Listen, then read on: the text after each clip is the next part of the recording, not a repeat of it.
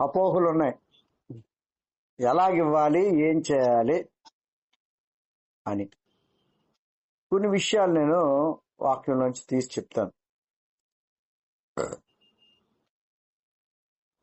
లేవియా కాండంలో ఒక మాట రాయబడింది, చూడండి ఒకసారి, త్వరగా తీయండి.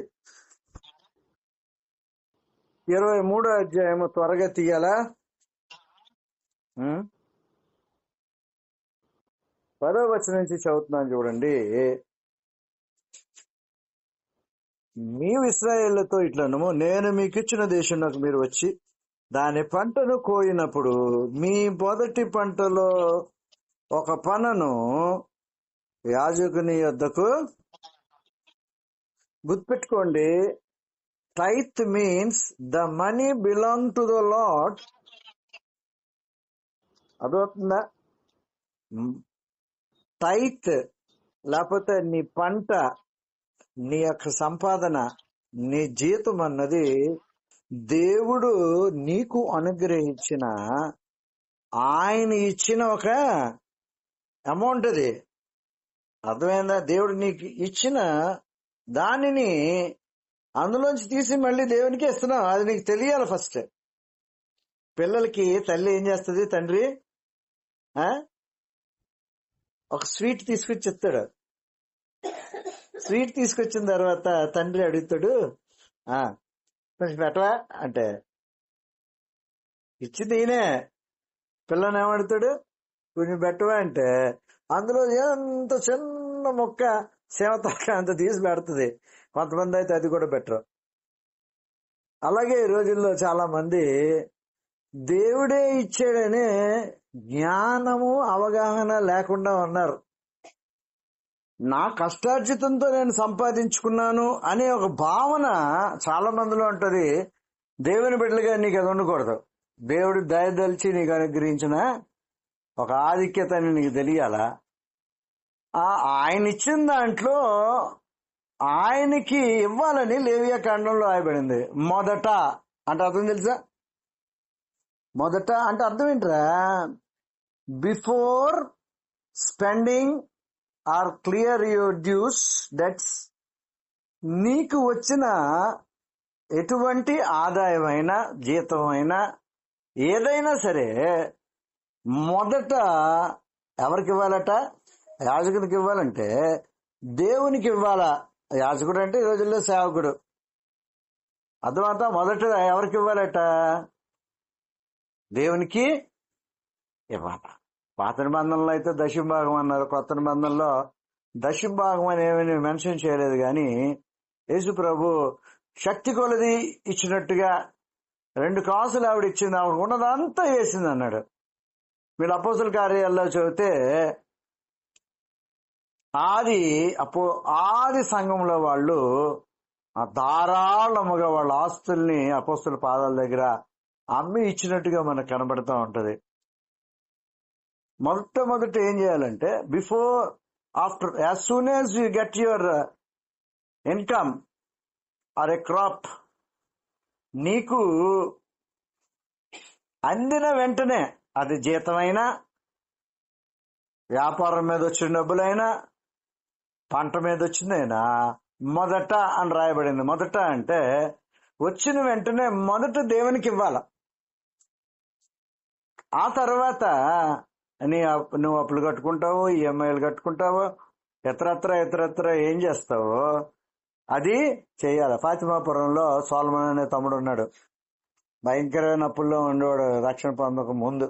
రక్షణ పొందుకున్నాక, అన్నా ప్రార్థన చేయని, కోర్టు నోటీసులు వచ్చేస్తున్నాయి. గవర్నమెంట్ టీచర్ అయినా చెప్తే ప్రార్థన చేద్దాం, ఏం భయపడద్దు అన్నాడు. ఆడు తర్వాత రక్షణ పొందుకున్న తర్వాత అతను ఒకరోజు చెప్తున్నాడు, అన్నా జీతం రాగానే మొదట ప్రార్థన చేస్తానన్నయ్య. ఆ డబ్బులు అలా పట్టుకుని గదిలోకి వెళ్ళి ఏం చేస్తాడట? ప్రార్థన చేస్తాడు. అయ్యా, నువ్వు ఇచ్చిన ఈ నెలకి, నువ్వు ఇచ్చిన ఈ ఆదాయం సంపాదన బట్టి వందనాలయ్యా అని చెప్పి ప్రార్థన చేసి మొదట ఏం చేస్తాడు తెలుసా? అప్లోడ్లు వచ్చి అడుగుతున్నా, జీతం వచ్చింది కదా ఇవ్వన్నా, ఇవ్వడు. మొదట ఏం చేస్తాడు? ప్రార్థన చేసి ఆ డబ్బుల్ని ఏం చేస్తాడు? దేవునికి ఇవ్వాల్సింది తీసిన తర్వాత మిగతాది ఏం చేస్తాడు? అప్పుడు అందరికి ఇవ్వటం మొదలు పెడతాడు. చాలా మందిలో ఉండే ప్రశ్న ఏంటంటే ఎక్కడ ఇవ్వాలా ఎక్కడ ఇవ్వాలా అన్నది ఏంటంటే, నువ్వు ఎక్కడైతే రక్షణ పొందుతావో, ఎక్కడైతే బలపడతావో అక్కడ నీ దశంభాగం అని కాదు కానీ దశంభాగం కన్నా ఎక్కువే ఇవ్వాలా. దశంభాగం అనేది కొత్త నిబంధనలో లేదు. అనేక మంది శక్తికి మించి ఇచ్చినట్టుగా ఉంది. దేవుని పనికి వాళ్ళు ఇచ్చినట్టుగా మనకి కనబడతా ఉంటది. దేవుని కృపను బట్టి 90% మనకు వచ్చే దాంట్లో మనం దేవునికే దానికన్నా ఎక్కువే ఖర్చు పెడతాం. కాబట్టి దేవుని పనికి ఇస్తా ఉంటాం, ధైర్యంగా చెప్పగలుగుతాం. దేవుని కొరకు సమస్తము. ఇంకో మనకు అదర్ పని ఏం లేదు కదా ఇంకా. ఓకే, ఇక్కడ రాయబడింది క్లియర్ గా చూడండి. ఇది పౌలు ఒక విషయాన్ని ఇక్కడ మనకి తెలియజేస్తున్నాడు. ఒకసారి చూడండి 11వ వచనంలో, యెహోవా మేము అంగీకరించిన అతడు యెహోవా సన్నిధిని ఆ పనును అల్లాడింపవలను. 23:11 లేవియాకాండంలో మాట చదువుతాను. విశ్రాంతి దినమునకు మరుదినమున యాజకుడు దానిని అల్లాడింపవలెను. విశ్రాంతి దినాన్ని తీసుకొస్తే అంటే శనివారం తీసుకొస్తే మరుసటి దినమున అన్నాడు. అంటే ఏ రోజున ఆయన అల్లాడిస్తాడట? యాజకుడు దేవునికి అర్పణగా దాన్ని ఎప్పుడు చేస్తాడట? మరుసటి దినమున. అంటే ఎప్పుడు? సండే. ఈ రివల్యూషన్ పౌలు పట్టుకున్నాడు. అందుకనే ఆదివారం చందా పోగేయండి అని చెప్పాడు. మీకు అర్థమవుతుందా? విశ్రాంతి దినాన్ని అసలు పోగేయాలి కదా, ఇవ్వాలి కదా. అంటే ఈ వాక్యాన్ని పట్టుకొని పౌలు ఏం చేశాడు? ఆదివారం చందా పోగేయండి అని క్రొత్త నిబంధనలో చెప్పేటప్పటికి కాన్స్టంటినోపుల్ అనే మొట్టమొదటి రోమన్ చక్రవర్తి క్రిస్టియన్ గా మారాడు. 4వ శతాబ్దంలో ఆయన కొంతమంది బైబిల్ పండితులతో కూర్చొని పౌలు ఇలా అన్నాడు కదా, ఏం చేద్దామంటే సండే పెడదామండి ఈసారి నుంచి. ప్రభు రోజే హైలైట్ చేశాడు పౌలు. కాబట్టి లార్డ్స్ డే అని సండే ఆరాధన మొదలు పెట్టారు. 4వ శతాబ్దం నుంచి సండే టైత్ ఆఫరింగ్స్ తీసుకోవడం జరిగింది. హల్లెలూయా. అర్థమవుతుందా? కాబట్టి ఇలాంటి కొన్ని విషయాల్ని జ్ఞాపకం చేసుకోవాలి. ఈ సందర్భంగా వాక్యంలో ఉన్న ఒక విషయాన్ని మీకు తెలియజేస్తాను. చూడండి, ఇందులో ఇంకో మాట రాయబడింది. 23:14 ఉన్న మాట చదవండి. మీరు మీ దేవునికి అర్పణము తెచ్చు వరకు. చూడండి ఏ క్లాస్ లేవీలంటే వీళ్ళకి చెప్తున్నాడు, ఇశ్రాయేలీలకి, మీరు మీ దేవునికి అర్పణము తెచ్చు వరకు ఆ దినమెల్లా మీరు రొట్టి ఏమి, పేలాలేమి, పచ్చని వెన్నులేమి తినకూడదు. ఎప్పుడన్నా మీరు ఇది చదివారా?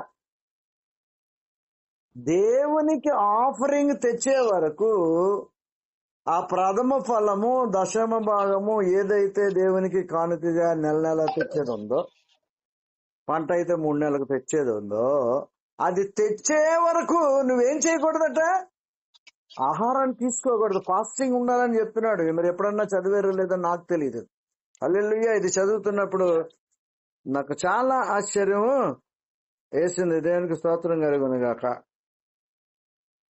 మీరు దీనికి అనుగుణంగా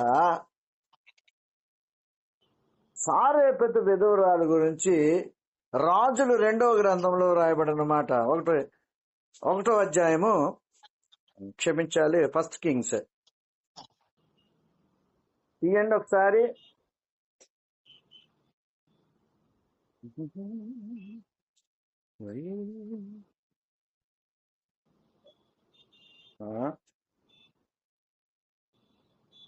ఆ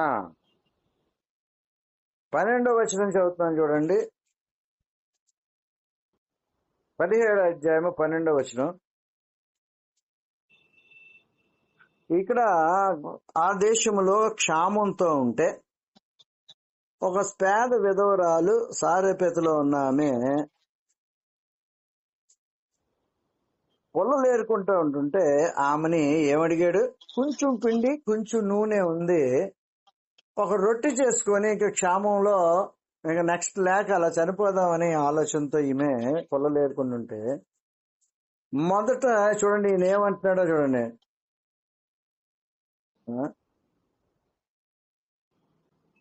10వ వచనం చదువుతున్నాను చూడండి, 17:10.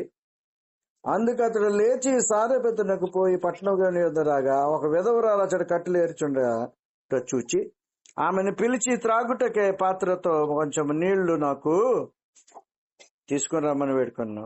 ఆమె నీళ్లు తేబోచుండగా అతను ఆమెను మరలా పిలిచి నాకొక రొట్టె ముక్కను నీ చేతితో తీసుకురమ్మని చెప్పాను. 12వ వచనం ఆవిడ చెప్తున్న మాట, అందుకామని దేవుడైన యెహోవా జీవంతో తొట్టిలో పట్టెడు పిండియు బుడ్డలో కొంచెము నూనెయు నా యొద్దనున్నవే గాని అప్పమొకటైనను లేదు. మేము చావక ముందు నేను ఇంటికి పోయి వాటిని నాకును నా బిడ్డకును సిద్ధము చేసుకున్నానని కొన్ని పొల్లలు ఎరుటుగా వచ్చి తినను. చూడండి 13వ వచనంలో మాట్లాడుతున్నాడు ఏలియా. అప్పుడు ఏలియా ఆమె తిట్లను, భయపడవద్దు, నీవు పోయి నీవు చెప్పినట్టు చేయము. అయితే అందులో నాకు ఒక చిన్న అప్పము మొదట చేసి, విన్నారే మాట, మొదట అప్పం చేసి నా ఇద్దరు తీసుకురాము, తర్వాత నీకును నీ బిడ్డకును అప్పములు చేసుకొనుము. ఇంక చేసుకుంటే ఏముంటది అక్కడ? ఈయన చేస్తే ఏముండదు. కానీ ఇక్కడ ప్రాపసీ రిలీజ్ చేస్తున్నాడు. మొదట నువ్వు నాకు తెచ్చిస్తే తర్వాత ఏం జరుగుతుందట? నీ తరువాత నీకును నీ బిడ్డకున్న అప్పములు చేసుకొనుము. చూసావా ఏమని అంటున్నాడు? ఒక ప్రవచనాత్మకమైన మాట రిలీజ్ చేశాడు. అర్థమవుతుందా? చూడండి 14వ వచనం, భూమి మీద యెహోవా వర్షము కురిపించే వరకు ఆ తొట్టిలో ఉన్న పిండి తక్కువ కాదు, గుడ్డులో నూనె అయిపోదని ఇశ్రాయేలు యెహోవా సెలవిచ్చున్నాడనెను. అంతటా ఆమె వెళ్లి ఏలియా చెప్పిన మాట చొప్పున చేయగా అతడును ఆమెయు ఆ ఇంటి వారందరూ అనేక దినములు భోజనము చేయొచ్చు. ఈ రోజున ఒక రెవల్యూషన్ చెప్తున్నాను, జాగ్రత్తగా వినండి. నీవు మొదట దేవునికి ఇవ్వడం మొదలు పెట్టిన తర్వాత జరిగే అద్భుతం ఏంటంటే నీవు పోషింపబడటమే కాదు గాని నిన్ను బట్టి అనేక మంది ఏమవుతారట? పోషింపబడతారంట. హల్లెలూయా. కాబట్టి టైత్ దేవునికి ఇవ్వడంలో మొదట తీసి ఇవ్వడం మనం నేర్చుకోవాలి. హల్లెలూయా.